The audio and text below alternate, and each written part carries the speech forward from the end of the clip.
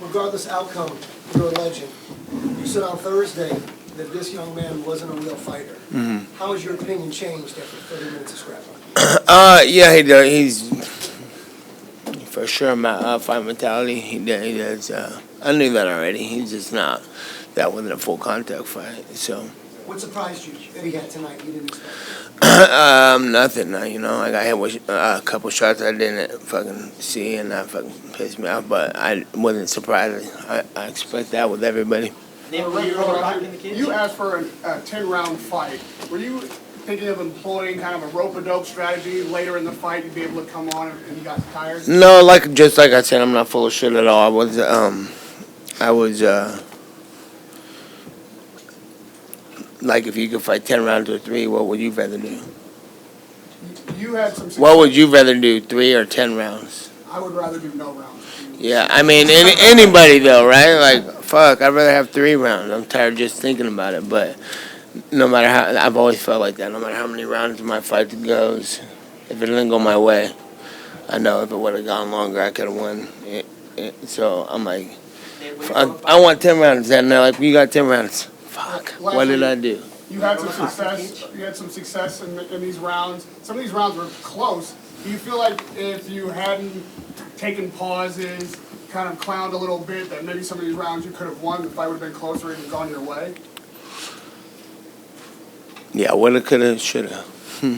Nate, did anything he do in that ring in terms of his power or when he caught you with that shot that dropped, did it surprise you? Yeah, I didn't see that one. I felt that motherfucker. I hop up and recover a little bit, and yeah, no. I know what I was coming for. Coming for a fight with a big, strong, motivated, pumped up guy to take over the world, and nothing surprises me in this shit.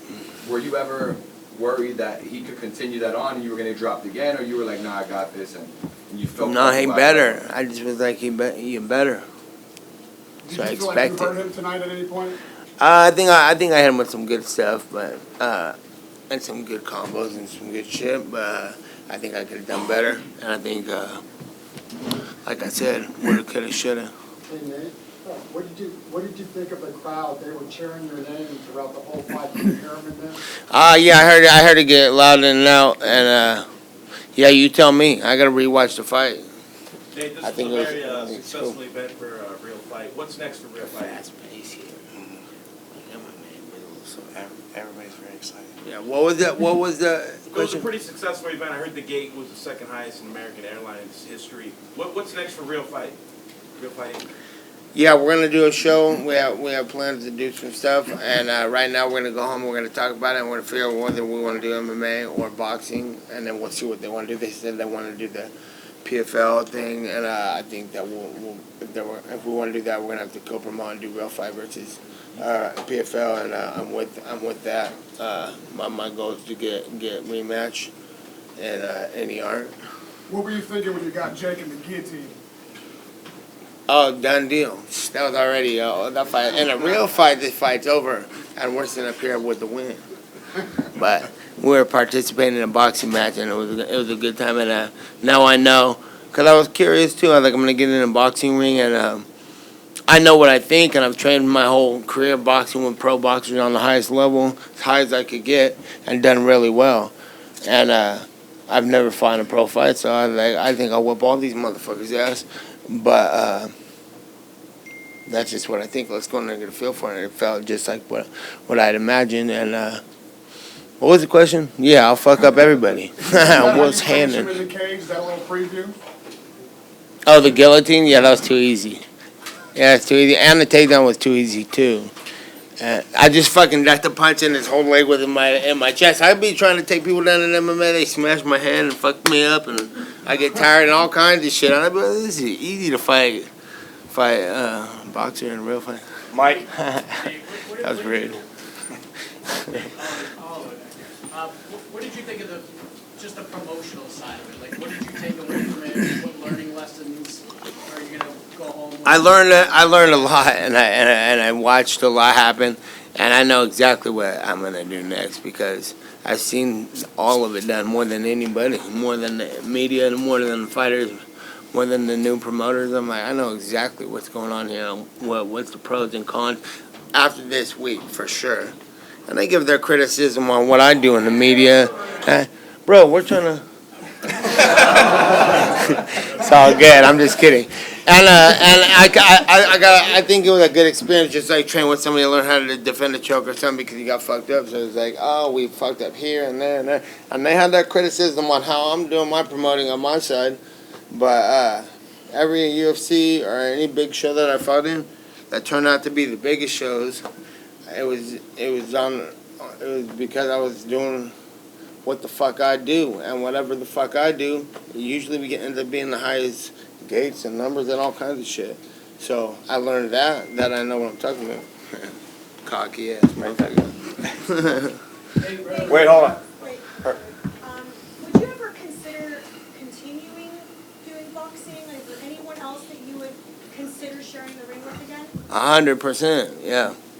That's my, that's what I was saying about the experience too that I just learned from fighting out there. I didn't know if these were fucking little ass, the size of MMA gloves and everything. I didn't even get cut tonight.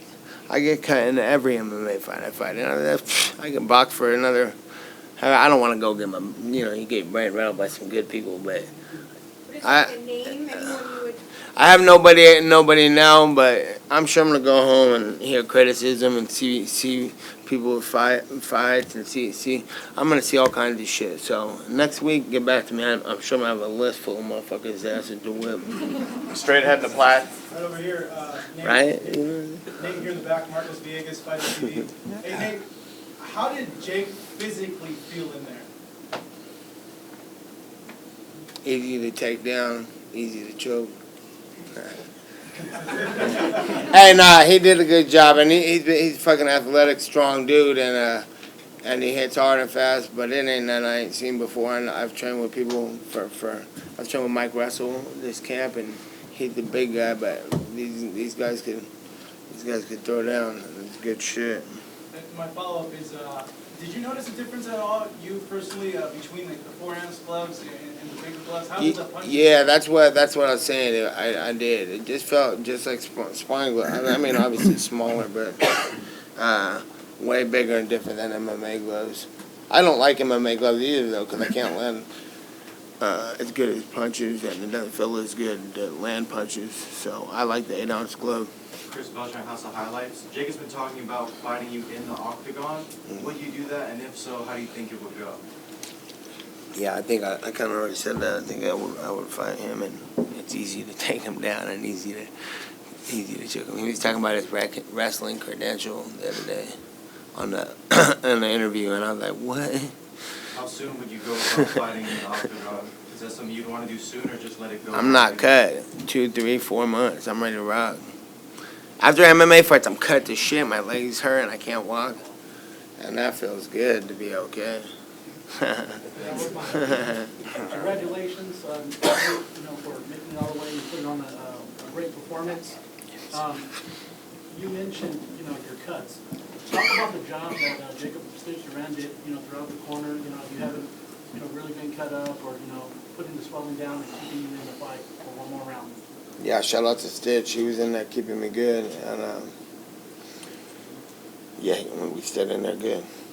You were talking to Jake during the fight. What were you saying to him in the ring? I was making fun of him, telling him to do more shit. Mike? How did you just feel competing at this weight? It's the highest you did in a fight. Did you feel like slower? I would have rather liked to stay smaller. Or if I went up to this way, I would like to have trained like I do, honestly, when I'm smaller. I was concerned with getting bigger and shit, and I didn't think he was much bigger than me. I thought he was bigger than that, training for the fight.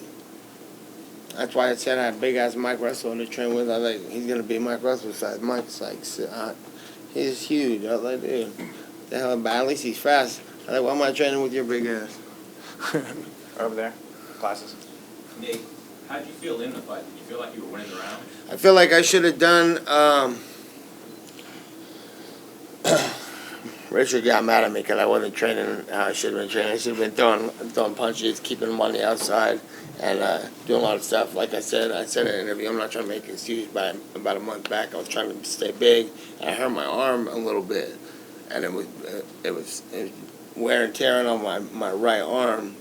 If I was jabbing and doing a lot of stuff, so I would get inside and fight like a Mexican guy, smother their punches and get in there and make every sparring session a brawl. And I did that kind of like camp, and that's how the fight went. And I think I should have kept on the outside, circled, and did better stuff. I know I pissed Rich off. He don't want me to say it, but he wanted me to keep him on the outside. And I should have, but it's all good. There's no way I'm not gonna show up for a fight because of something like that too. You gotta go regardless. Like no matter what. So I plan on doing my next one if it's gonna be boxing. We're gonna work good and At the end of the fight, did you think you work like a small guy, not a big guy. Did you think you won the fight? Like at the end, did you think you did enough to win? Like, No, I didn't think I won. I knew when he got the knockdown and stuff. So I figured I won a good amount of rounds. I don't. No, I gotta watch the fight, you know. So, because I know what I think and I know what it's probably. And then last one for me, do you think he ever really picks you up on the challenge to fight you in MMA? I know he spoke. Yeah, we're gonna see what happens with him. See if he really wants to do that. And if not, I'll be back in this hunting him down. Either way, it's fine. He said it would be $10 million to fight him in MMA. What would it take for you financially to fight him? A lot more than Yeah, that. we're gonna talk about it and fucking make sure everybody's happy for sure. A lot more than that. Just to elaborate on that, He's gonna hand me a little bit of money, like let's fight the win. it's not going to be 10 million. I'll tell you that. Your teammate Chris Avila had a big win. Can you talk a little bit about Chris Avila's performance? Oh yeah, I should have been talking about. And Alan Sanchez did a great job. He had a good fight. What did you guys think about Alan's fight? That was a war. Mexican Well, war. yeah, it was a good fight, and yeah, it was really good. And then Jose did his thing, and Ramos and everybody, and Kilo had a hell of a fight. He had a hard opponent too. My guys from my gym, dude, that I train with every day, came in here and they all showed out. And I was over there at the gym a little bit earlier this morning and walking around throughout the day. I was watching their fights on the phone, and every time something went, I'm all juiced up and ready to.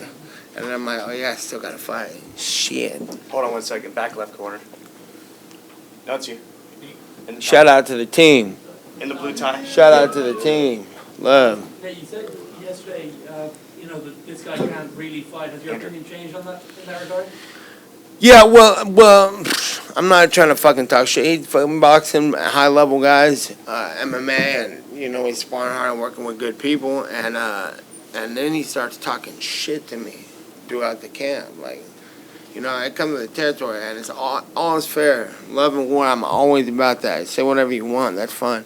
But then when you start making things trying to make things personal, saying shit he shouldn't be saying, then it hurts people's feelings when I say this ain't a real fight, because it's a real fight.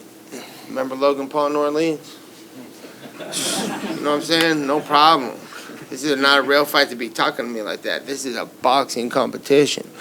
So that's what I meant by he can't really fight, So it's not overly disrespectful when, you know what I'm saying? Is there a pro Can't really fight. Don't be talking shit. What did you think? What'd he say? He basically said, not interested, and then he sent something to Sweetie, the girl who walked out with him on his round. Yeah, I don't know. What'd he say? One for Richard Perez. What'd he say? Richard, what did it mean to finally walk out? Nate? Fuck that fool. What? What did it mean to finally walk out Nate to a boxing match? It's awesome. I mean, I love the way he boxes. He got hurt, and so that throws you back.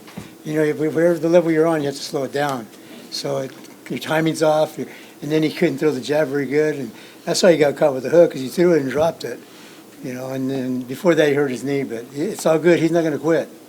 He's not a quitter. Nate, sorry, were you aware that you're a victim of the Drake curse? He put $250,000 down for you to beat Jake Paul.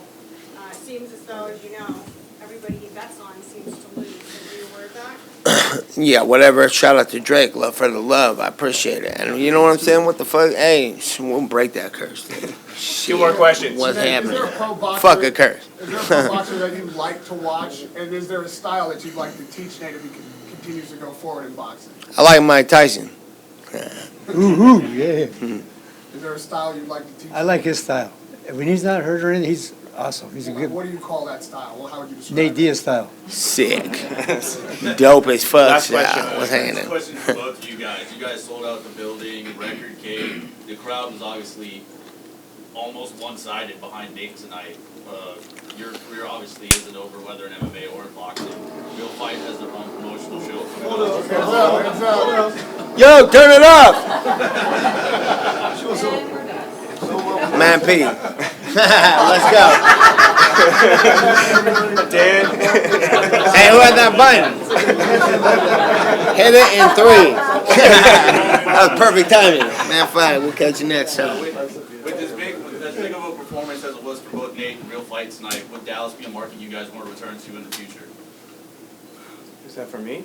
For both of you guys. I'll start, absolutely. I mean, we got so much love here all week. I mean, from the beginning, as I said before, we've been to other boxing shows similar to this, MVP shows that were great opponents, but nothing like this. This was an event. This was a boxing show, and it was sold out and it made news. And I asked you, who did Make News become?